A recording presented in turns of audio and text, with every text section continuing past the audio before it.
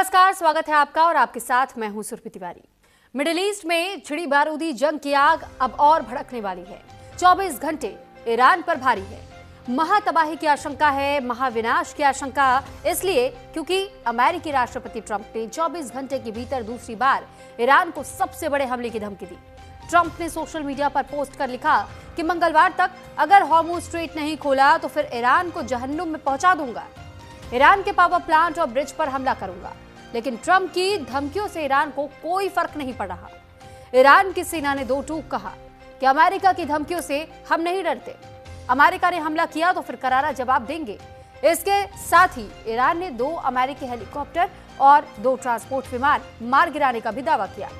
सवाल ये कि अब अमेरिका क्या करेगा? क्या मंगलवार का दिन जंग में निर्णायक होगा? आज इसी मुद्दे को लेकर के करेंगे बात, लेकिन पहले दिखाते हैं आपको एक खास रिपोर्ट।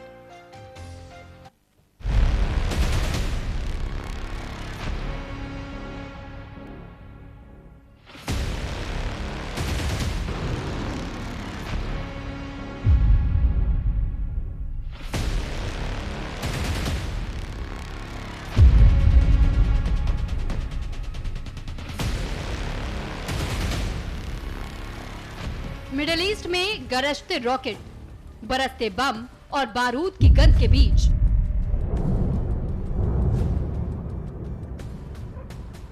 अमेरिकी राष्ट्रपति ट्रंप ने 24 घंटे के भीतर दूसरी बार ईरान पर सबसे बड़े हमले की धमकी दे दी है।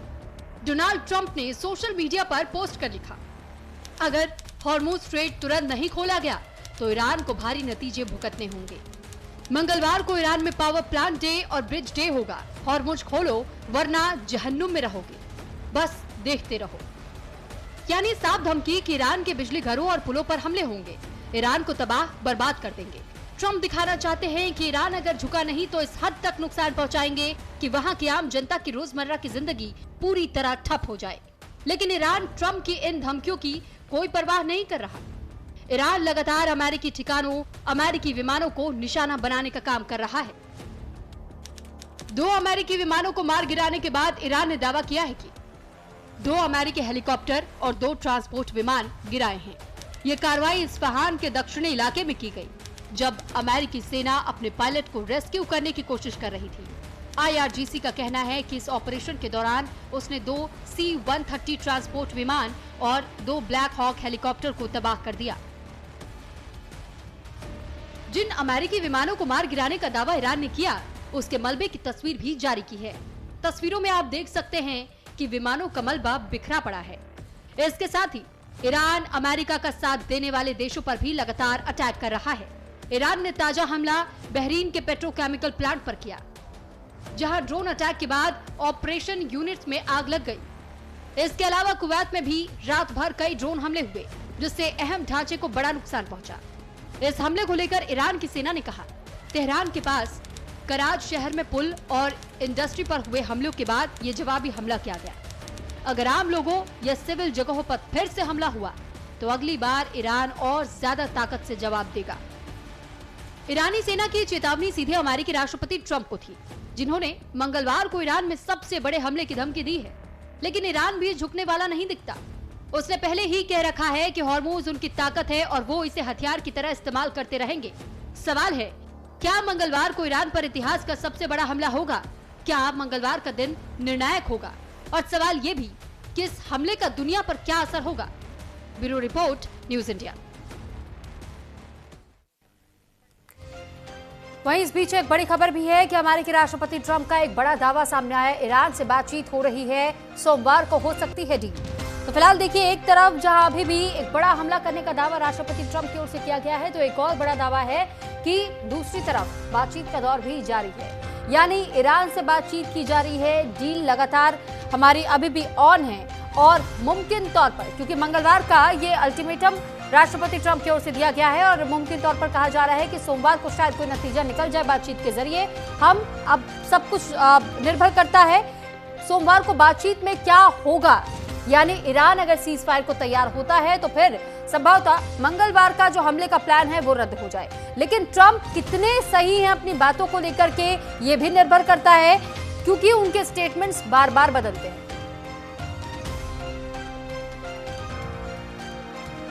और इस बीच एक और बड़ी खबर आपको बता दें कि ईरान ने इजरायल पर हमला किया। इजरायल के बेयर शेवा में मिसाइल अटैक हुई है। इंडस्ट्रियल जोन में मिसाइल गिरने की वजह से आग लगने की घटना सामने आई है। तो ये जानकारी आपको दे रहे हैं कि इजरायल की ओर से लगातार हमले जारी हैं और ये हमले रुकने का नाम नहीं ले रहे हैं। एक तरफ जहां सीज फायर की बात अमेरिका कर रहा है, तो दूसरी तरफ इजरायल के हमले लगातार जारी हैं। ये जो तस्वीर आप देख रहे हैं, ये उसी इजरायल की ओर से किए गए हमले की तस्वीर सामने आई है। ईरान ने इस बार इजरायल पर पलटवार किया है, क्योंकि इजरायल की ओर से जहां लगातार मिसाइलें दागी जा रही हैं, तो वहीं ईरान भी उसे बख्शने को तैयार नहीं है और ईरान की ओर से भी मिसाइल अटैक का जवाब दिया गया है। मिसाइल अटैक से ही इंडस्ट्रियल जोन में मिसाइल गिरने से आग लगने की तस्वीर सामने आई है।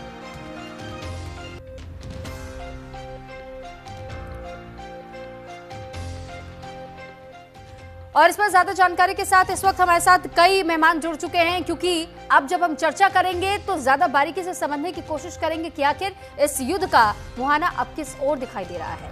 फिलहाल हमारे साथ जुड़ चुके हैं doctor retired major general doctor Rajan Kochar ji, defence expert. बहुत स्वागत है सर आपका। और सुरेश कुमार जी हमारे साथ जुड़ चुके हैं, पूर्व राजनयिक। डॉक्टर अजिताभ जी हमारे साथ विदेश मामलों के जानकार जुड़ चुके हैं। विपिन शर्मा जी वरिष्ठ पत्रकार हमारे साथ जुड़ चुके हैं।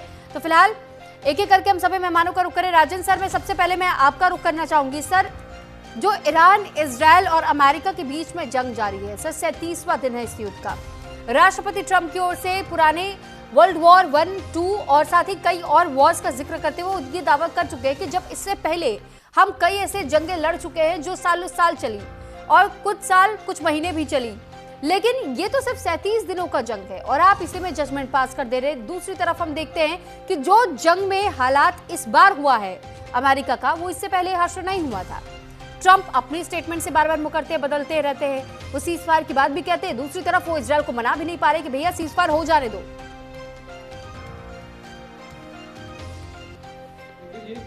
नमस्कार और साथी पैनलिस्ट को भी मेरा नमस्कार। ये एक एट्रिशन वॉर है और हमको समझना पड़ेगा एट्रिशन वॉर और एक नॉर्मल लड़ाई जब आप अंदर घुस के लड़ते हैं उसमें फर्क है। और इस अमेरिका ने पहले कभी एक एट्रिशन वॉर नहीं करी है। जहां पर भी अमेरिका ने इसको हमला किया है देशों के साथ, वो एक्चुअली अंदर घुसे हैं। Vietnam, Iraq, Afghanistan, recent examples. तो यहाँ पे आप जिस तरीके की लड़ाई यहाँ पे लड़ी जा रही है वो ईरान के एडवांटेज में है। बिकॉज आप इसको देखेंगे कि एक डिफेंडर जो होता है एक एट्रिशन वॉर में उसको हमेशा एडवांटेज रहता है कि बिकॉज अगर उसकी तैयारी पूरी है, अगर उसने अपनी तैयारी अपना कर रखी है इस लड़ाई के लिए और वो अंडरग्राउंड में उसने अपने सिस्टम्स लगा रखे हैं और उसके पास इतना असला है कि इस लड़ाई को लंबा खींच सकता है, तो वो हमेशा हावी रहेगा।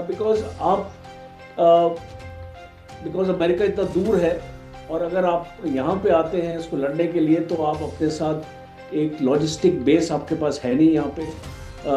इसको इराक लड़ाई में आपने लॉजिस्टिक बेस इराक में बनाया था और इसको यहाँ पे इसको सऊदी अरेबिया में बनाया था और यहाँ पे आपके पास ऐसा कोई भी स्ट्रक्चर नहीं है या ऐसा नहीं है कि आप इस लड़ाई को लंबा खींच सकते हैं। और इसीलिए डोनाल्ड ट्रंप बार बार बोलते हैं 2 हफ्ते 3 हफ्ते, बिकॉज वो जानते हैं कि वो इस लड़ाई को लंबा नहीं खींच सकते। ईरान के स्ट्रेटजी जो है वो बहुत साफ है, हम इस लड़ाई को लंबा लेके जाएंगे बिकॉज वो ईरान के एडवांटेज में है।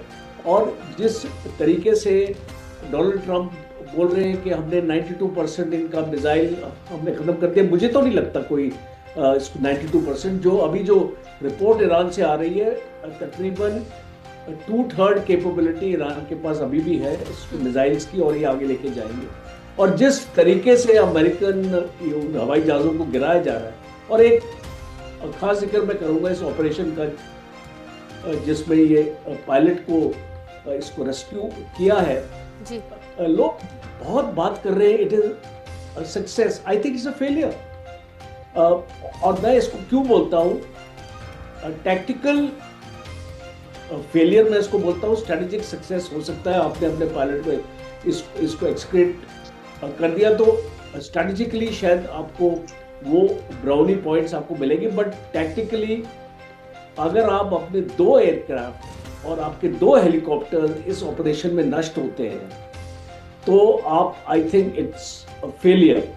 एंड इस कहीं पे अगर हम एक एट्रिशन वॉर में एक जीत और हार का अगर हमको फैसला करना पड़ता है, बिकॉज यहाँ पे कोई टेरिटरी इन्वॉल्व नहीं है, हमने कब्जा नहीं किया, हमने प्रिजनर्स ऑफ वॉर नहीं लिए, तो हम कैसे जस्टिफाई करेंगे हम लड़ाई जीते?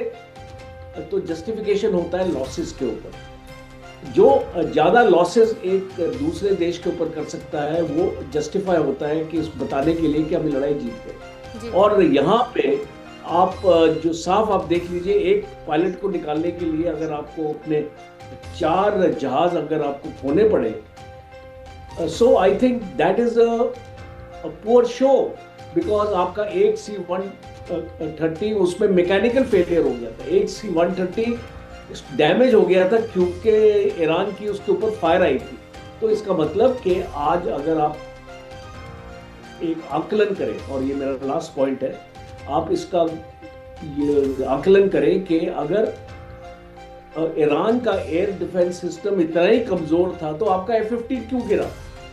और इसको पहले भी आपके जो आपका F-35 को भी उसको नुकसान पहुंचाया था, वो उसको वापस चला गया, पता नहीं वापस पहुंचा कि नहीं, ये तो इसको लड़ाई में पता नहीं चलता है, बिकॉज क्लेम काउंटर क्लेम्स आपके चलते रहते हैं। और इसको ईरान ने दावा किया कि उसने अमेरिका के 20 हवाई जहाज नीचे गिराए और 6 या 8 ड्रोन जो उसकी कैटेगरी में हैं, जो आपके रीपर ड्रोन्स हैं, जो एक बहुत ही बेहतरीन ड्रोन है इस USA का, जो भारत भी खरीद रहा है। तो इसका ये मतलब है कि जहाँ पे असिमेट्रिक वॉर की बात आती है और एक कन्वेंशनल वॉर आप इसको ईरान के साथ लड़ रहे हैं और इसको ईरान आपके साथ असिमेट्रिक वॉर लड़ रहा है, तो इसको लड़ाई एक असिमेट्रिक वॉरफेयर की जीत हो रही है, क्योंकि आपके कोई भी ऑब्जेक्टिव्स आपने हासिल नहीं किया। और बार बार आप बोलते हैं बातचीत हो रही है। मुझे बताइए सुबी जी, क्या जो नाम है उस बंदे का जो US से, और जो क्या नाम है ईरान का जो इंटरलोक्यूटर है जो इनसे बातचीत कर रहा है, ये एक टोटल प्रोपेगेंडा है अमेरिका की तरफ से, डोनाल्ड ट्रंप की तरफ से कोई बातचीत नहीं हो रही। और ये इसको ईरान के फॉरेन मिनिस्टर राबची ने बार बार बोला है कि हम तो कोई बातचीत कर ही नहीं रहे, Pakistan is like a postman, वो तो एक मैसेज यहाँ से वहां से वहां दे रहा है। That is no mediation. Mediation होता है, लेकिन वो भी तो फेलियर साबित हुआ ना सर। मध्यस्थता कराने के लिए पाकिस्तान आया था, लेकिन वो भी करा नहीं पाया है। सर मैं लौट रही हूँ, इस बीच एक बड़ी खबर है कि ईरान के अहवाज इंटरनेशनल एयरपोर्ट पर अटैक की खबर सामने आई है। इजरायल ने ईरान के एयरपोर्ट पर यह हमला किया है। अहवाज एयरपोर्ट पर बड़े नुकसान की आशंका जताई जा रही है। ईरान के अहवाज इंटरनेशनल एयरपोर्ट पर अटैक हुआ है और इस बार ईरान को और भारी नुकसान का सामना करना पड़ा है। इजरायल की ओर से ईरान के एयरपोर्ट को इस बार निशाना बनाने का काम किया गया है। तो अहवाज एयरपोर्ट ये बताया जा रहा है जहां बड़े नुकसान की आशंका जताई जा रही है। तो एक बार फिर से मेहमानों का रुख कर लेते हैं और हमारे साथ सुरेश कुमार गोयल जी भी जुड़ चुके हैं, फॉर्मर डिप्लोमेट हैं आप। सर बहुत स्वागत है आपका। और सर मैं आपसे भी थोड़ा सा सिचुएशन को इस वक्त मैं समझना चाहूंगी। जो डिप्लोमेसी हम देख रहे हैं, डिप्लोमेसी के बाद ट्रंप भी कह दे रहे हैं, लेकिन वो डिप्लोमेसी काम करती हुई दिखाई नहीं दे रही है, क्योंकि आप ईरान से अगर सीज फायर को लेकर के वार्ता करने की बात कहते हैं, आप अल्टीमेटम देते हैं किसी स्टेट को और ये कह देते हैं कि भाई आपको हमारी बात माननी पड़ेगी। 6 अप्रैल तक का हम समय दे रहे हैं, सोमवार का दिन है, आप तय कर लीजिए सीज फायर करना है नहीं करना है, नहीं तो हम पुल डे और ब्रिज डे मनाएंगे, तो पावर प्लांट डे और ब्रिज डे मनाएंगे। सर ये एक तरीके की धमकी भी है, दूसरी तरफ आप बातचीत की बात भी करते हैं, लेकिन इजराइल को आप कैसे समझाएंगे? सर ऑडियो म्यूट है आपका, अनम्यूट कर लीजिएगा सर। मैं पहले अनम्यूट कर लूँ अपने आप को। सुबी जी नमस्कार। मैं पहले कह चुका हूँ कि आपके सवाल काफी अच्छे होते हैं, लेकिन जवाब देना बड़ा मुश्किल हो जाता है, इसलिए अगर दिक्कत हो तो माफ कीजिएगा मेरे को। देखिए ऐसा है कि मुझसे पहले कोचर साहब जो है काफी तफसील में जो मिलिट्री सिचुएशन बता चुके हैं, तो उसके बाद में मेरे को कहने के लिए कुछ बच नहीं जाता है कि मिलिट्री सिचुएशन कैसे इवॉल्व होगी। लेकिन अब मैं यहाँ पर हूँ तो बोलना तो कुछ पड़ेगा मेरे को अब ये। तो मैं अपना जो एरिया जहाँ पर मैं अपने आप को सेफ समझता हूँ, डिप्लोमेसी, उसकी बात कर लेता हूँ मैं। डिप्लोमेसी कहाँ चल रही है? डिप्लोमेसी तो जब 28 फरवरी को जब टॉक्स चलते चलते, जबकि वहां पर ये बातचीत चल रही थी, और जैसे कि जो ईरानी प्रेसिडेंट बोल रहे हैं कि वो अपने ईरान की जो पार्लियामेंट में एड्रेस कर रहे थे, उस टाइम पर वो हमला करते हैं, तो कहाँ की डिप्लोमेसी रह गई है? मुझे ये अभी तक समझ में नहीं आया। डिप्लोमेसी कहीं नहीं है। प्रेसिडेंट ट्रंप के लिए डिप्लोमेसी का खाली एक मतलब है, आइदर माय वे और हाईवे। जी। तो उनका मतलब खाली एक है। जब डिप्लोमेसी की बात हम यहाँ पर नहीं करते हैं, तो मैं खाली बात करता हूँ कि अगर रियल सिचुएशन को देखा जाए तभी क्या हो रहा है यहाँ पर। ये पहली बात तो ये है कि अगर हम बात करें मीडिएशन की, ट्रेडिशनल टर्म्स में तो मीडिएशन समझते हैं कि भाई कहीं बैठ करके आपस में बातचीत कर रहे होंगे, एक आदमी यहाँ का एक आदमी वहां का, बीच में इन्वॉल्वमेंट है। वो आजकल मीडिएशन की प्रैक्टिस काफी बदल चुकी है। तो हो सकता है मीडिएशन चल रहा हो सकता है कोई डाकिया बन करके यहाँ के मैसेज वहां ले जा रहा हो, वहां के मैसेज यहाँ पर लेके जा रहा हो। मैं इसलिए कह रहा हूं कि अगर देखा जाए, और आपने नाम लिया था इजराइल का, और मैं इसलिए कह रहा हूं कि अगर ईरान को देखा जाए और ट्रंप की पोजीशन को देखा जाए, मैं ट्रंप की बात कर रहा हूं, यूएसए की बात नहीं कर रहा हूं यहाँ पर अभी। अगर ट्रंप की पोजीशन को देखा जाए तो दोनों ही काफी उत्सुक हैं कि ये जो झगड़ा चल रहा है इसमें कहीं ना कहीं विराम लगना चाहिए, क्योंकि ये चलते रहना दोनों के लिए किसी भी हालत में उनके पक्ष में नहीं जा रहा है। ईरान कितना भी बोल ले कि मेरे पास अनलिमिटेड असलहा है, कोई भी मुल्क ऐसा नहीं है जहां पर अनलिमिटेड असलहा हो। मैं आपको एग्जांपल देता हूं, अमेरिका की भी लिमिटेशन होती है। अमेरिका ने अब्राहम लिंकन को भेज तो दिया वहां पर ईरान में, वापस गया वो क्रीट के लिए, क्रीट में रिपेयरमेंट के लिए। क्यों? क्योंकि अब्राहम लिंकन पर जो सेलर्स थे जो बाहर 11 महीने से 12 महीने से हाई सीज पर थे, जिन्होंने शोर लाइन तक का निशान ही देखा था, वो मेंटली काफी डिस्टर्ब हो चुके थे वो। और उनको सडनली अगर कहा जाए कि आप दोबारा एक वॉर थिएटर में जा रहे हैं, तो it was practically an act of mutiny, कि उन्होंने टॉयलेट ब्लॉक कर दिए, सीवेज ब्लॉक हो गया, लॉन्ड्री रूम में फायर लगा दिए ताकि वो वहां से निकल जाएं। तो मैं इसलिए मैं कह रहा हूं कि चाहे देश कितना भी बड़ा हो, रिसोर्सेज अनलिमिटेड नहीं होते, निकलना चाहते हैं वो, लेकिन निकलने के लिए मजबूरी क्या है? आपने नाम लिया इजराइल का। कंबल पीछा नहीं छोड़ रहा है।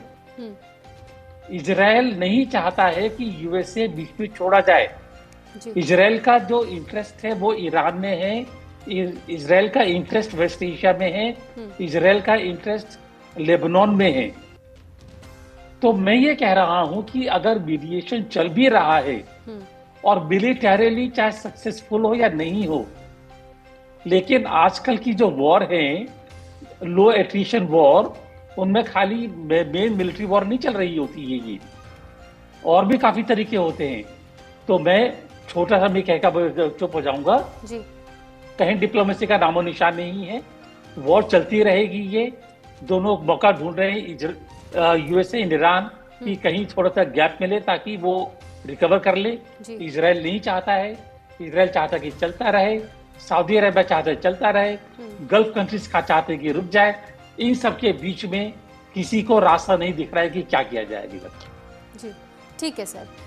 विपिन शर्मा जी और डॉक्टर अजितेश जी भी हमारे साथ जुड़े हुए हैं, तो एक एक करके मैं आप दोनों का भी अब रुख कर लेती हूँ। सबसे पहले मैं विपिन शर्मा सर, मैं आपका रुख कर रही हूँ, क्योंकि सर इस वॉर सिचुएशन पर जब हम नज़र डालते हैं तो हम ये देखते हैं कि 28 फरवरी से जंग की शुरुआत हुई, 37 दिनों का समय बीत गया, बार बार सीज फायर का जिक्र आया, लेकिन सीज फायर की नौबत अभी तक बनती हुई दिखाई नहीं दे रही। इजराइल मानने को तैयार नहीं है, ट्रंप कहते हैं कि हम बातचीत कर रहे हैं, दूसरी तरफ वो अल्टीमेटम भी देते हैं। इस बीच हम ये देखते हैं कि चाइना सब कुछ बड़े शांति से ध्यान से देख रहा है। दूसरी ओर जब ट्रंप ये कह रहे हैं कि हम power plant day, bridge day मनाएंगे, तो दूसरी तरफ हम ये देख रहे हैं कि जिन सैन्य ठिकानों को तबाह करने का दावा अमेरिका ने किया, चीन बैकडोर से सपोर्ट कर रहा है ईरान को और बहुत तेजी के साथ में दोबारा से उन सैन्य ठिकानों का निर्माण करने का काम कर रहा है इस वक्त ईरान। और दूसरी तरफ बैलिस्टिक मिसाइलों को ऑपरेशनल कैसे बनाया जाए, मिसाइल कम पड़े तो चीन उनकी भी सप्लाई करने की बात कह रहा है, वो मिसाइलों के लिए ईंधन देने की भी बात कह रहा है। सर, ये इस बीच में हम ये देख रहे हैं कि चीन भी कहीं ना कहीं इन्वॉल्वमेंट इनडायरेक्ट तरीके से जता रहा है। क्या आने वाले समय में ईरान को सपोर्ट चीन से मिलेगा और इसके बाद क्या हम परमानेंट सॉल्यूशन कभी देख पाएंगे कि अमेरिका शांत बैठ जाए, इजराइल का समर्थन छोड़ दे, इजराइल को यह कह दे कि आप अपनी लड़ाई खुद लड़ो, मैं इससे एग्जिट कर रहा हूं? सुरभि, धन्यवाद। और ये आपका सवाल बहुत अहमियत रखता है और इसमें कोई दो मत नहीं है कि हम लोग जो चाइना फैक्टर है जी, उसको नजरअंदाज सही मायने में देखिए, एक तरफ है कि अभिशाप में वरदान, लेकिन जो आपदा में अवसर कोई अगर मुल्क ढूंढता है या तलाश करता है उसका नाम चीन है। और यहाँ पर चीन से सचेत रहने की आवश्यकता है क्योंकि चीन जाना जाता है प्रॉक्सी वॉर के लिए और यहाँ पर कैसे कुछ मुल्कों को प्रलोभन देकर यहाँ पर उसने जो उसकी जो विस्तारवाद की नीति है उसको आगे बढ़ाया है। और देखिए, ये इस समय बड़ी चिंता की बात है क्योंकि चीन का जो वर्चस्व और शक्तिशाली हो रहा है, तो अगर वैश्विक स्तर पे बात करें वो that does not augur well. So every nation of the world needs to be very cautious, very very of कि जो अभी चीन की जो मंशा है इस समय। और जरूरी बात है कि इसमें भी कोई दो राय नहीं है कि जब ये युद्ध शुरू हुआ 28 फरवरी को, तो ये एक अनुमान लगाया जा रहा था कि ये हफ्ते भर चलेगा, उसके बाद युद्ध विराम हो जाएगा। लेकिन यहाँ इसके इतर जाके इसके बिल्कुल विपरीत, यहाँ पर जो युद्ध आज 37वां दिन हो गया है, तो अपने आप में ये बहुत चिंता बन गई है इस समय की। और कि ये एक तो युद्ध विराम नहीं हो रहा और युद्ध बढ़ी जा रहा है, और साथ साथ कि अब इसमें कोई शक शुबा बाकी नहीं है कि पीछे चीन का हाथ है। और यहाँ पर भूलना नहीं चाहिए क्योंकि इस समय डोनाल्ड ट्रंप की अपनी महत्वाकांक्षाएं हैं। इजराइल, निश्चित बात है, ग्रेटर इजराइल का सपना है और साथ में वो नहीं चाहता कि इस समय अमेरिका कदम पीछे करे। और यहाँ पर अब बीच बचाव जो पेच फंसा हुआ है कि बीच बचाव कौन करे आके, हु विल ब्लिंक फर्स्ट, ये भी $1 मिलियन क्वेश्चन है क्योंकि जो भी ब्लिंक करेगा, जो जिसके तेवर नरम पड़ेंगे, तो वैश्विक स्तर पे ये संदेश जाएगा कि ये लोग घुटनों के बल आए और ये इन्होंने शांति प्रस्ताव दिया। तो अहम भी बीच में आ रहा है, नाक का सवाल है।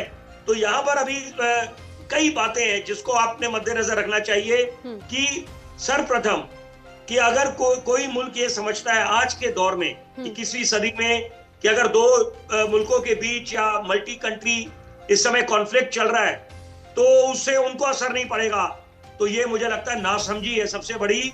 क्योंकि भूलना नहीं चाहिए कि जब अमेरिका और चीन की ट्रेड वॉर हुई थी, उससे बड़ी बड़ी आर्थिक महाशक्तियां जो थी वो ग्रस्त हुई थी, उन पे सीधा असर पड़ा था। तो यहाँ पर इस युद्ध के जो खमियाजा चुकाना पड़ेगा वो आने वाले वक्त में और तस्वीर साफ होगी। लेकिन इस समय जरूरी बात है कि जो आपने चीन की बात करी कि चीन से कैसे बचा जाए, कैसे, अगर हम हिंदुस्तान के संदर्भ से बात करें, देखिए इसमें आपके बहुत ही शानदार ये बड़ा वरिष्ठ पैनल है और अभी मैं कोचर साहब को सुन रहा था, बड़ा बिल्कुल प्रशंसक हूं इनका मैं, इन्होंने जो बड़ी अहम बातें आगे सार्वजनिक करी। देखिए, एक बात तय है कि जो डिफेंस बजट है उसको बढ़ाना पड़ेगा और साथ साथ यहाँ पर जो हमारी जो कूटनीति है, क्योंकि रूस बिल्कुल एक टाइम टेस्टेड हमारा दोस्त है, मित्र है, तो उसके साथ जो नाते हैं वो अपनी तरफ, लेकिन साथ साथ कूटनीति के तहत यहाँ पर जितने मुल्क हैं उसके साथ हमें बिल्कुल अपने नाते बिल्कुल बढ़िया रखने पड़ेंगे। क्योंकि यहाँ पर जो इस समय संकट है पूरे वैश्विक स्तर पर, उससे हिंदुस्तान का रुख साफ होना चाहिए कि हम लोग अमन पसंद मुल्क है। वो अलग बात है कि अगर पाकिस्तान चीन के संदर्भ में बात करें तो उनकी जवाब, उन्हीं की भाषा में जवाब देना भी आता है।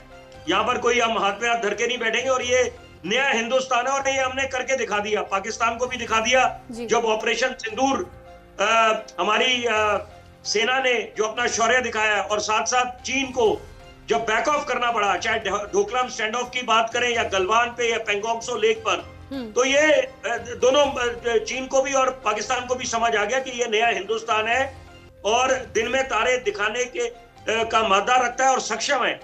लेकिन साथ साथ देखिए, हमारा जो ऑल्टरनेट सप्लायर्स की बात करें, स्ट्रेटेजिक पेट्रोलियम रिजर्व्स की बात करें, उसकी तरफ ध्यान केंद्रित होना चाहिए।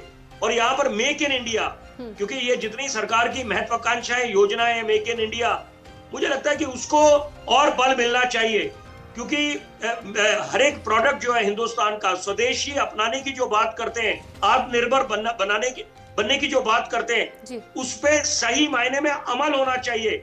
And we must boycott the Chinese goods, क्योंकि यही सब उनकी अर्थव्यवस्था को और मजबूत करते हैं। और मैं 2 कदम और आगे जाऊंगा सुरभि जी, बड़ी अहम बात मैं बोलूंगा जो दर्शकों तक जानी चाहिए। देखिए, जहां तक राष्ट्र हित की बात आती है, ये अलग बात है कि कोरोना काल का जब दौर का सामना करना पड़ा, वहां पर भी राजनीति थमने का नाम नहीं लिया और यहाँ पर भी एक दूसरे पे ठीकरा फोड़ते रहे और यहाँ पर नीचा दिखाते रहे। वो होना नहीं चाहिए, क्योंकि ये किसी की देन तो थी नहीं कोरोना। तो यहाँ पर अभी जरूरी बात जो मैं बोलना चाहूंगा कि Modi is not going anywhere. और ये नहीं है कि हम लोग होलिस्टिक कमेंटेटर्स हैं, पत्रकारिता में मैंने अपना जीवन खपा दिया है। भले ही जितनी भी बातें चल रही हैं, अटकलें चल रही हैं कि यहाँ पर मोदी इज गोइंग और 2026 बड़ा भारी पड़ जाएगा, जनाब ऐसे नहीं होने वाला। और ये समझना चाहिए कि कोई इसके पीछे अगर किसी का भी हाथ हो, डीप स्टेट का हाथ हो, हमें सारी संभावनाओं को नजरअंदाज नहीं कर सकते, मद्देनजर रखना पड़ेगा, क्योंकि हमें अपना हित साधना है। अमेरिका की बात करें, यानी आप ये कह रहे हैं कि हिंदुस्तान जिस रणनीति पर काम कर रहा है इस बीच में बहुत अच्छा है, हित देखना है इस समय। ठीक है सर, लौट रही हूं मैं आपके पास। इस बीच एक और बड़ी खबर है, वो भी अपने दर्शकों को बता दें और उसके बाद से अजिताभ सर के पास मैं आ रही हूँ। ट्रंप की धमकी पर ईरानी सेना का जवाब सामने आया। अमेरिका घबरा करके धमकी देने का काम कर रहा है। अमेरिका इस वक्त बेबस हो चुका है, ये ईरान कह रहा है। ईरान अभी भी देखिए किस तरीके से ये जवाब दे रहा है और ये कह रहा है कि अमेरिका घबरा करके धमकी देने का काम कर रहा है। एक तरफ जहां ट्रंप एक इंटरव्यू में ये कह देते हैं कि अगर बात नहीं बनी तो फिर बहुत ज्यादा हमला करेंगे और इन्हें हम पाषाण काल तक पहुंचा देंगे। एक बार फिर हम अपने मेहमानों का रुख कर लेते हैं और इस बीच हमारे साथ डॉक्टर अजिताभ जी भी जुड़े हुए हैं, फॉरेन अफेयर एक्सपर्ट। सर, अब मैं आपका रुख करना चाहूंगी और ये मैं समझना चाहूंगी कि सर, एक तरफ जहां बार बार ये कोट करने की बात कहते हैं कि ट्रंप ये कहते हैं, दावा कर देते हैं कि भाई हम सीज फायर करवा देंगे, ईरान इसकी मांग कर रहा है, ईरान इस बात का खंडन कर देता है, फिर वो कहते हैं कि नहीं हमारी बातचीत चल रही है, लेकिन फिर इधर इजराइल हमला कर देता है, फिर वो कहते हैं कि इससे कोई फर्क नहीं पड़ता है कि हमारे हेलीकॉप्टर फाइटर जेट्स मार गिराए गए, लेकिन बातचीत अपनी जगह बातचीत तो चल रही है। डिप्लोमेसी का हवाला भी देते हैं, आप अपनी जनता को समझाने की कोशिश भी करते हैं, नैरेटिव सेट करने के साथ में कि हम ये जंग जीत रहे, लेकिन जंग जीत कहां रहे हैं आप? जब ईरान ने हारने का ऐलान नहीं किया तो आप वो जंग जीत कैसे गए? ये किस रणनीति को साधने की कोशिश कर रहे हैं आप अपनी जनता को मूर्ख बनाने का काम कर रहे हैं क्या ये आने वाले अमेरिकी चुनाव पर भी इसका असर हम देखने वाले क्या सर? कैसी तस्वीर आपको दिखाई देती है? यहाँ पे ये समझना होगा कि ये रणनीति तो चल रही है, रणनीति कई लेवल पे चल रही है। ये भी मैं ऐड करना चाहूंगा कि अगर आप देखिए अमेरिका और ईरान दोनों जो बेसिकली प्रेशर टैक्टिक्स बनाने की कोशिश है टेबल टॉक होने से पहले। ट्रंप के लिए चैलेंज है कि वो अपनी जनता को भी एड्रेस करना है, उनके डोमेस्टिक जो इश्यूज हैं, जो वहाँ पे नो किंग मूवमेंट हुआ है और जनता वहाँ सड़कों पे आई है, 1 करोड़ के लगभग जनता सड़कों पे आके ट्रंप के अगेंस्ट में, और उनकी युद्ध नीति को जो जिस तरह से डाउन किया गया है, इनफैक्ट वहाँ की जनता उसका अपोज कर रही है। काफी वहाँ उनकी रेटिंग, अप्रूवल रेटिंग गिरी है ट्रंप की। एक तरफ उनको वो चैलेंज है कि अपनी जनता को एड्रेस करें, दूसरी तरफ जो उनका विश्व समुदाय है उसको भी साथ रखना है, क्योंकि ये ना भूलिए कि यहाँ पे नेटो या उसके अपने जितने भी एलाइज थे, कोई भी उनके साथ खड़ा नहीं है अमेरिका के साथ, ये भी सच्चाई है। तो उनको अपने डोमेस्टिक और जो ओवरसीज दोनों ऑडियंस को कह लीजिए एक तरह से एड्रेस करना है, उनको उनकी मजबूरी है, क्योंकि ईरान ने यहाँ दिखा दिया है कि वो झुकने वाला नहीं है और अच्छे से उससे टक्कर दे रहा है। Somewhere America has realised that. इस बीच अगर आप देखें तो गल्फ अरब के जो नेशंस हैं उनकी फजीहत हुई है।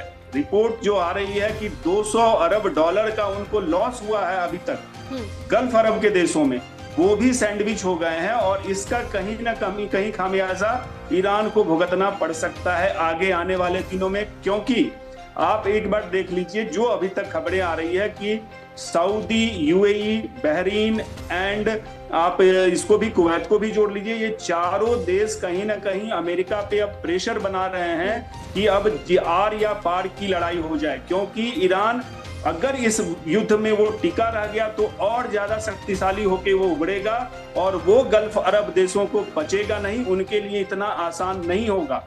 तो वो चाहेंगे कि ईरान को दबाया जाए। जब इस लेवल की पहुंच गई है तो ईरान को निश्चित रूप से टेबल टॉक पर लाने से पहले उसकी शक्ति को कमजोर किया जाए। और अमेरिका ऑफ कोर्स उनकी बात मानेगा, क्योंकि अमेरिका के वो एलीज रहे हैं, अमेरिका को अपने हथियार भी बेचने हैं। तो बहुत सारे यहाँ पे परम्यूटेशन एंड कॉम्बिनेशन है, उसका ध्यान रखते हुए अभी और चलेगा। और मीडिएटर की बात है तो पाकिस्तान का रोल तो खैर नगण्य है यहाँ पे, लेकिन बीच में कुछ और नाम आ रहे हैं, जैसे कतर का नाम आ रहा है। और कतर कई ऐसे मामलों में अच्छा मीडिएटर सिद्ध हुआ है पहले भी, चाहे तालिबान के केस में आप कहें या और कई ऐसे मुद्दों पे। तो मुझे लगता है कतर और उधर इजिप्ट जो मिस्र की भी एक बड़ी भूमिका हो सकती है, इससे इनकार नहीं किया जा सकता। लेकिन ईरान को भी अपनी हठ धर्मिता छोड़नी होगी। ईरान यस शक्ति उसने अपनी दिखाई है, लेकिन उसकी जो नीति है, उसके जो खास करके डोमेस्टिक जो उसके ऑडियंस हैं, वो तो उनको शुक्रगुजार होना पड़ेगा ईरान को कि उन्होंने अभी तक बगावत नहीं की है, जो अमेरिका हमेशा से कोशिश करता रहा है।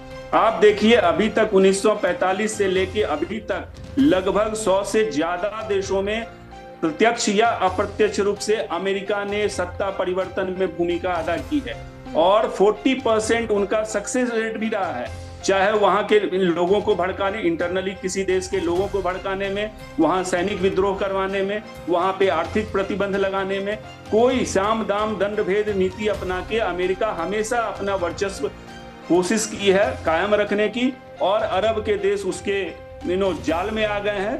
थैंकफुली अब एक नई विश्व व्यवस्था की ओर, शायद जैसे वर्ल्ड वॉर 2 में एक नया यूनाइटेड नेशंस बना और नई विश्व व्यवस्था आई, हो सकता है इस वार के बाद भारत जैसे देशों के नेतृत्व में एक नई विश्व व्यवस्था आएगी, मल्टी अलाइनमेंट की बात होगी और कहीं ना कहीं अमेरिका को अपनी नीतियों से पीछे हटना पड़ेगा। ईरान ने ये साबित किया है और कहीं ना कहीं अमेरिका को मजबूर भी कर रहा है।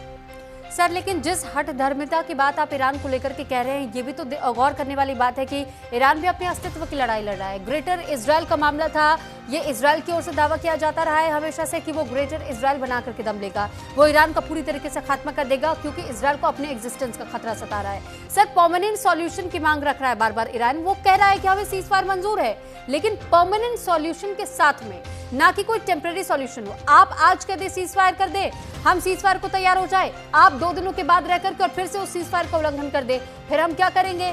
क्योंकि आप जब इस तरीके की सिचुएशंस देखते हैं तो फिर ये लॉन्ग टर्म इंपैक्ट ग्लोबली भी तो छोड़ता है सर। और दूसरी तरफ ट्रंप की बात, जब ग्रेटर इजराइल के मुद्दे के तहत में इजराइल ने इस जंग की शुरुआत की, इन्वॉल्व किया उसने अमेरिका को। सर, अमेरिका इस बात को क्यों नहीं समझ पाए? अमेरिका को सिर्फ ये दिखाई दिया कि मुझे मेरा हित साधना है, मुझे तेल पर कब्जा करना है, मुझे रिजीम चेंज वहां करवाना है ताकि मैं तेल पर कब्जा कर पाऊं, या फिर एक ओपन मार्केट अपने लिए क्रिएट कर दूं कि मैं अपने वेपन सप्लाई कर पाऊं। देखिए सुरभि जी, 2 पॉइंट मैं ऐड करना चाहूंगा। एक हठधर्मिता जो मैं ईरान की बात की, उसमें सबसे पहले उसके जो डोमेस्टिक, उसके अपने लोग उसके विरोध में हैं। महिलाओं के प्रति जो उसकी नीति रही है, आतंकवाद के प्रति नीति जो रही है, निश्चित रूप से वो उस पे ईरान को देखना ही होगा, वो उसके लिए सबसे ज्यादा डैमेजिंग है। अदरवाइज ईरान इतना हाईली लिटरेट कंट्री है और उसकी सभ्यता इतनी पुरानी है और इतनी मजबूत है कि वो एक मार्गदर्शक का रोल कर सकता है अरब देशों में, उस एरिया में। लेकिन दुर्भाग्य से अपनी नीतियों और कुनीतियों की वजह से ईरान की ये हालत हुई। नंबर 2, आप ग्रेटर इजराइल की बात कर रहे हैं। इजराइल एक रियलिटी है, ये यथार्थ है। ईरान इस बात को पचा नहीं पा रहा है। ये वही ईरान था जो सबसे पहले दूसरा मुस्लिम देश था तुर्की के बाद, जिसने इजराइल को उसके बनने के समय ही इसको मान्यता दी थी इजराइल की। और इस्लामिक रेजिम जब आई तो इसी इजराइल को मानने से मना कर दिया। ये तो नहीं हो सकता ना कि आप 50 साल उसको मानते रहे और फिर आप नई रेजिम चेंज हुई और आपने मानने से इनकार कर दिया। ये असल मुद्दा जो है, आप इजराइल के एग्जिस्टेंस को आप नहीं खत्म कर सकते। वो एक आज के डेट में रियलिटी भी है, एक पावर भी है, आप उसको मानिए। और साथ देखिए, यहाँ अरब गल्फ के देशों ने यही किया है, कहीं ना कहीं इजराइल को उन्होंने माना है। आज ओआईसी में लगभग 26-28 देश आउट ऑफ 57 इजराइल को मानते हैं। डायरेक्टली इनडायरेक्टली उससे ज्यादा देश इजराइल के साथ बिजनेस और टेक्नोलॉजी का आदान प्रदान भी कर रहे हैं, इजराइल से कहीं ना कहीं फायदा भी उठा रहे हैं। तो आप ये डाइकोटोमी नहीं रह सकते, जैसे पाकिस्तान का दो मुहा चेहरा वहां पे दिख रहा है, वैसे ही कई अन्य देश। लेकिन यहाँ पे यूएई जैसे देश, उन्होंने समझदारी दिखाई। अब्राहम एकॉर्ड भले ही वो अमेरिका के नेतृत्व में हुआ, बट उससे फायदा पूरे उस क्षेत्र को भी होगा। ये क्षेत्र पे जो डोमिनेट करने की ईरान की जो टेंडेंसी शुरू से रही है, खास करके इस्लामिक रेजिम के आने के बाद से, वहां से ये प्रॉब्लम हुई है। और उसकी वजह आज देख लीजिए कि इस्लामिक रेजिम का क्या हाल हो गया है। ईरान को इससे सीख लेनी चाहिए। कोई भी अमेरिका की जो नीतियां रही हैं, कुनीतियां रही हैं, और उसकी वजह से जो आर्थिक आतंकवाद जो अमेरिका ने एक तरह से यूज किया है, कितने जगह कितनी देशों में उसने सैंक्शन लगा के, कितने लोगों को, एक डेटा आ रहा है कि 2-3 करोड़ लोग जो भूखमरी के कगार पे या शिकार के पे आए हैं, उसमें अमेरिका के सैंक्शन नीति की भी रही है। और वो इस तरह के साम दाम दंड भेद तो हमेशा से यूज करता है, उसको कोई जस्टिफाई नहीं कर सकता। बट दूसरी तरफ ईरान को अपनी नीतियों को चेंज करना होगा, रियलिस्टिक बनना होगा। आज का दौर टेक्नोलॉजी का दौर है, डेवलपमेंट का दौर है, और उसमें सबको साथ लेके चल के ही आगे बढ़ सकता है। नहीं तो वो जैसे अभी अकेला है, एक भी मुस्लिम देश उसके साथ क्यों नहीं आया? बड़ी धर्म की बात वो करते हैं, कहीं ना कहीं उनके अपने गिरेबान में झांक के देखना होगा। ठीक है, ठीक है। अब राजन कोचर सर, मैं आपसे थोड़ा सा वॉर सिचुएशन को और बारीकी से समझना चाहूंगी, क्योंकि सर जब हम मार्केट की बात करते हैं तो हमने ये देखा कि जब इंडिया ने ऑपरेशन सिंदूर को अंजाम दिया तो उसके लिए उस वेपन के दरवाजे, वो मार्केट का वो हब खुला और वेपन सप्लाई हमारी बढ़ी। यहाँ तक कि मेक इन इंडिया को और ज्यादा प्रमोशन एक तरीके से मिला, हम ये कह सकते हैं। और हमने फिर रक्षा क्षेत्र में बहुत ज्यादा इन्वेस्टमेंट को भी बढ़ावा दिया, हमने नए नए तकनीकों पर काम करना भी शुरू किया, और ये जो हमारे लिए इंडस्ट्री है ये थोड़ी सी और ओपन हो गई। दूसरी तरफ हम देख रहे हैं इसी मानसिकता के साथ में ट्रंप ने अपनी इन्वॉल्वमेंट तो दिखाने की कोशिश की, लेकिन कहीं ना कहीं क्या ये कहना गलत नहीं होगा, क्या ये कहना सही होगा कि ट्रंप यहाँ मात खा गए? वो चाहते तो थे कि वो अपने वेपन्स का प्रदर्शन करे, लेकिन ईरान जिन छोटे छोटे ड्रोन्स या मिसाइलों का सहारा लेकर के उनके बड़े बड़े फाइटर जेट्स को गिरा दे रहा है, सर यहाँ पर उनके लिए ये मार्केट थोड़ा डिस्टर्ब होता हुआ दिखाई दिया है और ईरान यहाँ बाजी मारता हुआ दिखाई देता है। सुबीर जी, आपका जो है ना सवाल काफी कॉन्ट्रडिक्टरी स्टेटमेंट्स को लेके आया बीच में। सिंदूर का इसके साथ कोई मतलब नहीं जी, और सिंदूर से हमारी कोई डिफेंस इंडस्ट्री को कोई ग्रेट फायदा नहीं हुआ। ये सब तो मीडिया का क्रिएशन है, बिकॉज मैं तो जुड़ा हुआ हूँ डिफेंस इंडस्ट्री के साथ। जी सर। और सारे PSUs, DPSUs और गवर्नमेंट सेमिनार्स में दिल्ली पे मैं हिस्सा लेता हूँ as a panelist and as a speaker.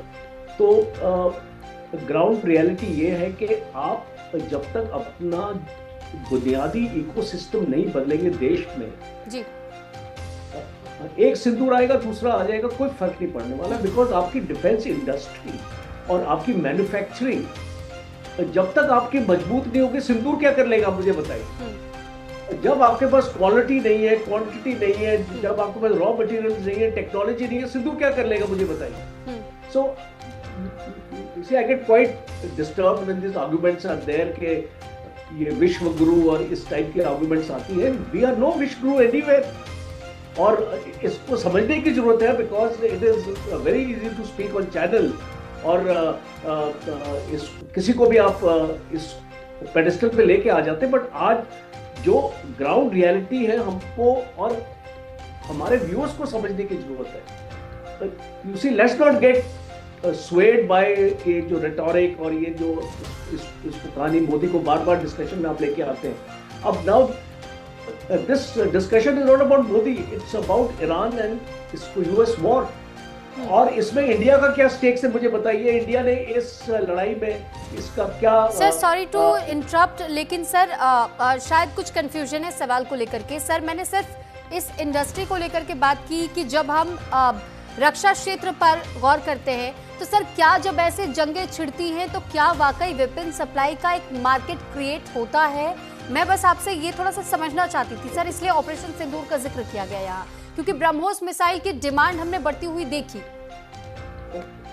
देखिए ब्रह्मोस आपकी मिसाइल नहीं है, वो जॉइंट प्रोडक्शन है रशिया के साथ। तो वो टेक्नोलॉजी रशिया से आई है, उसका मैन्युफैक्चर इंडिया में हो रहा है, वो आपकी मिसाइल नहीं है। तो propagate that it is Indian missile. So जो इसको पहली चीज मैं इसको क्लियर करना चाहता हूँ, तो उसमें जो इंडिजिनियस कंटेंट है वो उतना ही है, वो कोई इतना 80% नहीं है कि आपको बोले कि हमने ये मिसाइल बनाई है। वो आपको रशिया ने आपको इसको टेक्नोलॉजी दी है और इसको रशिया की वजह से आपकी मिसाइल आपकी तैयार हो रही है, और वो एक जॉइंट वेंचर है रशिया के साथ। और ये मैं मानता हूँ कि बहुत बेहतरीन मिसाइल है, बहुत अच्छी क्रूज मिसाइल है। और ऑब्वियसली जब ऐसी मिसाइल का आपने एक बहुत अच्छी तरीके से सिंदूर में किया तो आपका ये उसके ऊपर ऑर्डर्स आएंगे। पर एक चीज इंपॉर्टेंट आपको नोट करने की जरूरत है कि आपकी फौज को जितनी ब्रह्मोस चाहिए तो क्या आपकी फौज को मिल रही है, बिकॉज हम उसको एक्सपोर्ट की बाद में बात करेंगे, पहले हम अपनी रिक्वायरमेंट को पूरा करेंगे। और अगर आपकी अपनी रिक्वायरमेंट नहीं पूरी होती, अभी डिफेंस मिनिस्टर ने 3 प्रोडक्शन लाइन के लिए बता दिया ब्रह्मोस के लिए। क्यों बताया? बिकॉज जिस मात्रा में हमको ब्रह्मोस चाहिए पाकिस्तान से लड़ने के लिए उस मात्रा में हमारे पास नहीं है, और इसीलिए हमको इसको वॉर फुटिंग में इसकी प्रोडक्शन, आप एक्सपोर्ट की बार बार बात करते हैं, एक्सपोर्ट बाद में आएगा, बिकॉज पहले हमको अपनी फौज की जरूरतें हमको पूरी करनी पड़ेंगी। और बजट के बारे में मैं इसको लेके आना मांगता हूं, क्योंकि हम बड़ी बड़ी बातें करते हैं। आपने इस बार बजट कितना बढ़ाया? From 1.9% of the GDP is only 1.99%. जी। इस चाइना का बजट देखो, पाकिस्तान 18% है, उसने अपना बजट बढ़ाया। तो ये सारी चीजें देश को समझनी पड़ेगी कि अगर आपको सुरक्षा के ऊपर जाना है या इसको देश को मजबूत करना है तो उसको बजट भी देना है ना आपको। मैं बार बार टाइम्स ऑफ इंडिया में, इकोनॉमिक टाइम्स में मेरे आर्टिकल इसके ऊपर है, इसको डिफेंस बजट में आप पढ़ सकते हैं। मैं ये मांग कर रहा हूँ कि एटलीस्ट 2.5% ऑफ जीडीपी आप हमको दीजिए। आपके पास कैपिटल के लिए it's only 28% of the budget जो आपका कैपिटल एक्सपेंडिचर की तरफ जा रहा है। ठीक है सर अब क्योंकि मैं ईरान की टेक्निक पर इसी वजह से मैं आपसे ये समझना चाहती थी कि सर जहां हम F-35 स्टेल्थ बॉम्बर की बात कर रहे थे, या फिर हम ये भी देख रहे थे कि किस तरीके से जो इनके फाइटर जेट्स थे, A-10 हो या फिर A-15E हो, ऐसे में सर ये जिन फाइटर जेट्स को मार गिराने का काम ईरान ने किया, उनकी तकनीकी क्षमता की भी बहुत ज्यादा यहाँ पर तारीफ हो रही है। ये कहा जा रहा है कि वो छोटे छोटे ड्रोन्स का भी इस्तेमाल कर रहा है इस जगह पर। ये ईरान की क्षमता नहीं है, चाइना की क्षमता है। देखिए आपको समझना पड़ेगा, अब ये इसको ईरान के पास ये टेक्नोलॉजी कहां से आ गई? अब ईरान के पास डिफेंस सैटेलाइट भी नहीं है। और जब ये जो बायडू 3 आपका सैटेलाइट है, जिस तरीके से ये आपको एक किल चेन देता है, एक किल चेन टेक्नोलॉजी है जिससे ये हवाई जहाज नीचे गिराए जा रहे हैं, वो ईरान के पास तो है नहीं, वो पाकिस्तान के पास भी नहीं था। और पाकिस्तान ने चाइना से लिया, तभी तो वो इसको सिंदूर में बोलता था कि हमने इसको गिरा दिया, उसको गिरा दिया। अब इसको ईरान भी यही बोल रहा है कि हमने तो आप ये कह रहे हैं सर कि China is playing a safe game? बिल्कुल, China is part and parcel of the strategy of Iran. Please understand, ये जो लड़ाई ईरान अकेले नहीं लड़ रहा है, इसके साथ चाइना है, रशिया है, और ये बहुत इंपॉर्टेंट है लोगों को एक्चुअली समझना कि इसको ईरान इस लड़ाई में अकेला नहीं। लोग बोलते हैं ना मुस्लिम देशों ने साथ छोड़ दिया, इसने साथ छोड़ दिया। ईरान के साथ रशिया और चाइना है, भारत के साथ सिंदूर में कौन था? I want to ask the question to the people who say कि ईरान अकेला हो गया जी। ईरान अकेला नहीं है आज, चाइना और रशिया ईरान के साथ, ईरान को किसी की जरूरत ही नहीं है। So you have to understand the larger picture। Macro में हम जाते नहीं है, हम लोग बिल्कुल इसको माइक्रो में चले जाते हैं, प्रोपेगेंडा में चले जाते हैं। और इस लड़ाई से पहले ईरान वाज द विलेन, और इस लड़ाई के बाद ईरान इज द हीरो। आपको ये समझना भी पड़ेगा कि जिस तरीके से एक इंप्रेशन था लोगों का ईरान के बारे में, भारत में भी एक एक सी वोटर पॉल हुआ है। आई थिंक अम्बेसडर साहब और मैं एक्चुअली साथ एक प्रोग्राम में हम जब इसको एनालाइज कर रहे थे, सी वोटर पॉल, उस सी वोटर पॉल में एक बहुत इंटरेस्टिंग ऑब्जर्वेशन थी कि भारत के लोग ईरान के साथ है, अमेरिका के साथ है जी। तो आपने ये देख लिया इस लड़ाई में क्या किया। इस लड़ाई ने इसको यूएस को विलन बना दिया, बिकॉज हर एक जो हमारा नागरिक है उसके घर में अगर गैस नहीं आएगी, उसके घर में ये जो तकलीफ होगी, उसका रेस्टोरेंट बंद हो जाएगा, होटल बंद हो जाएगा। तो क्या समझिएगा किसने बंद कराया? ईरान ने नहीं बंद कराया, यूएस ने बंद कराया, because US is the aggressor. इसको लड़ाई इसको किसने शुरू करी?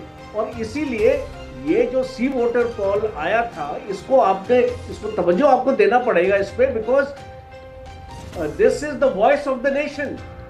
नेशन के लोग आज ये इसको समझते हैं कि भारत और यूएस के रिलेशंस में इतनी ज्यादा क्लोजनेस नहीं आनी चाहिए, because they don't understand geopolitics, they don't understand national interest. उनको तकलीफ होती है अगर उनके घर में अगर आपका उनका रोजगार इफेक्ट होता है, उनका हर एक चीज इफेक्ट होती है। और आने वाले वक्त में आप देखेंगे अगर ये लड़ाई इसको आगे आप इसको लेके जाएंगे तो आप देखेंगे कि पेट्रोल भी महंगा होगा, बिकॉज 4 स्टेट्स में इलेक्शन है, इसलिए ये उसका रेट बढ़ा नहीं है। तो जैसे इलेक्शन खत्म हो गए, मैं इसको दावे के साथ बोल सकता हूँ कि पेट्रोल और इसको डीजल की कीमतें बढ़ेगी। तो इट इज, और ये इसको भारत के साथ अकेले नहीं है, the whole world is affected. हर एक देश में पेट्रोल की दामें इसको कीमतें बड़ी, यूनाइटेड स्टेट्स तक इसको 10% 12% कीमतों में फर्क पड़ा है। So this is a universal problem, it is not restricted to India. और इसीलिए आप इसको देखेंगे कि सबके हित में होगा इस लड़ाई को जल्दी खत्म करना। और जहां पे डिफेंस इंडस्ट्री का सवाल है, 60% of the American defence industry के जो बायर्स हैं वो है नेटो कंट्रीज। आज क्या होगा, आपने नेटो को नाराज कर दिया, आपने इसको नेटो से अपनी दूरियां करी, तो हु इज गोइंग टू सफर?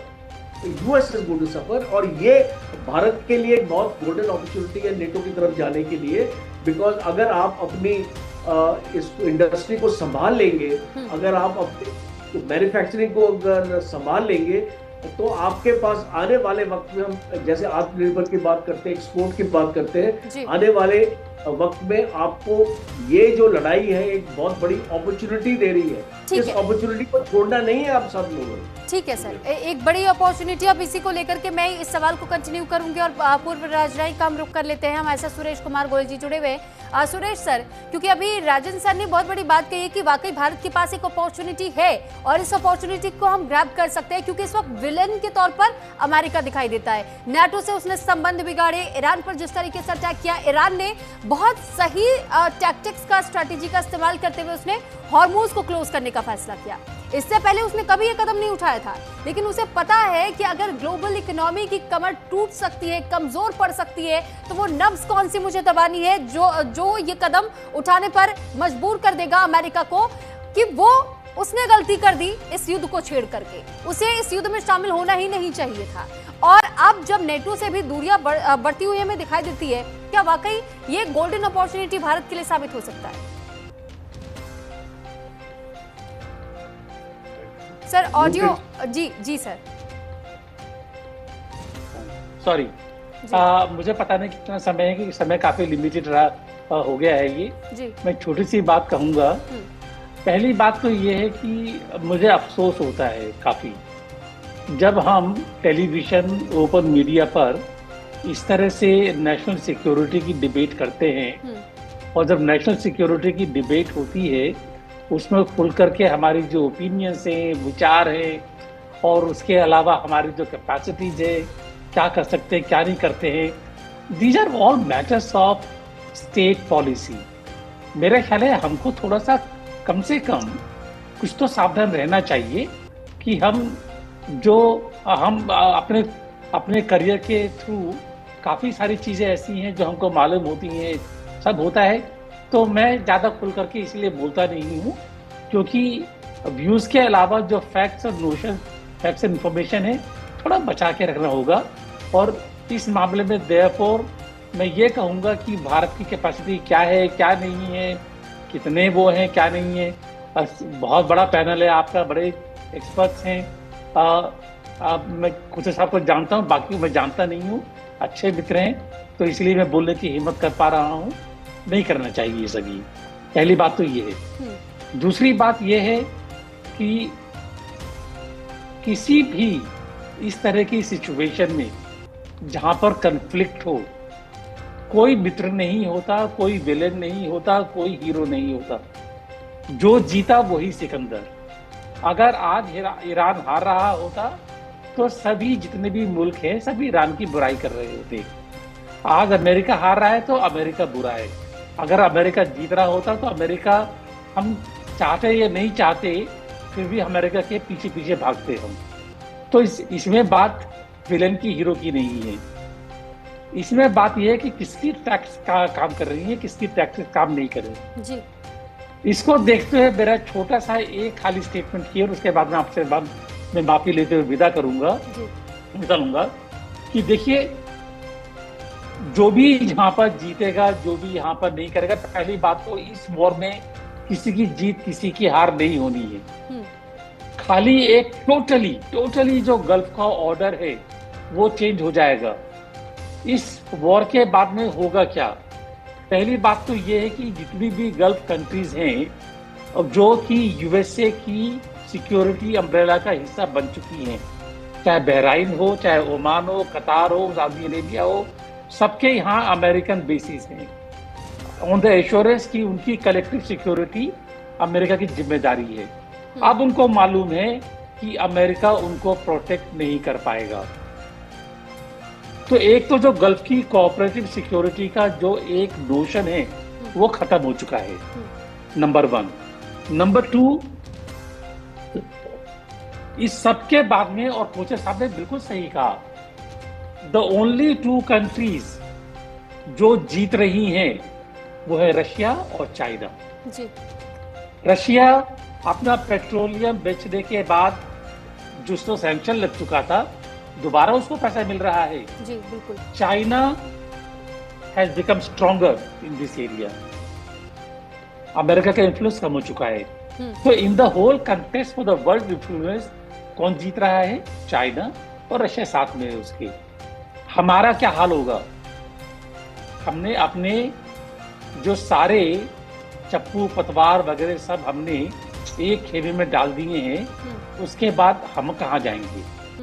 इसके बारे में विचार करने की जरूरत है, और वो विचार यहाँ पर नहीं होगा, वो विचार होगा बंद कमरों में जी।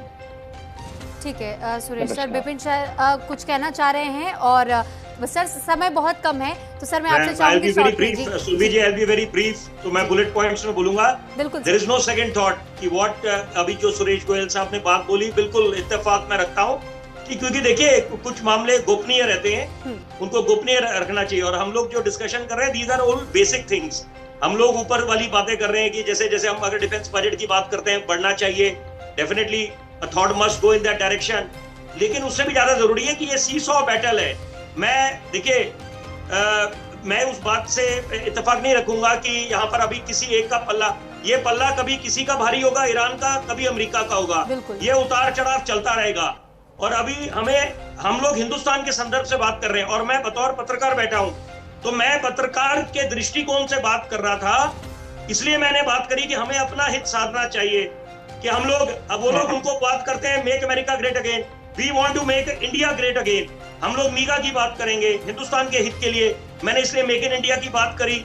और साथ साथ it is no rocket science कि अगर यहाँ पर अनरेस्ट होगा, यहाँ पर अगर कुछ लोग ऐसे बात करते हैं कि वो जो बांग्लादेश नेपाल वाले हालात हिंदुस्तान में बन जाएंगे, तो वो मुमकिन नहीं है। इसलिए मैंने उस बात का जिक्र करा कि Modi is here to stay.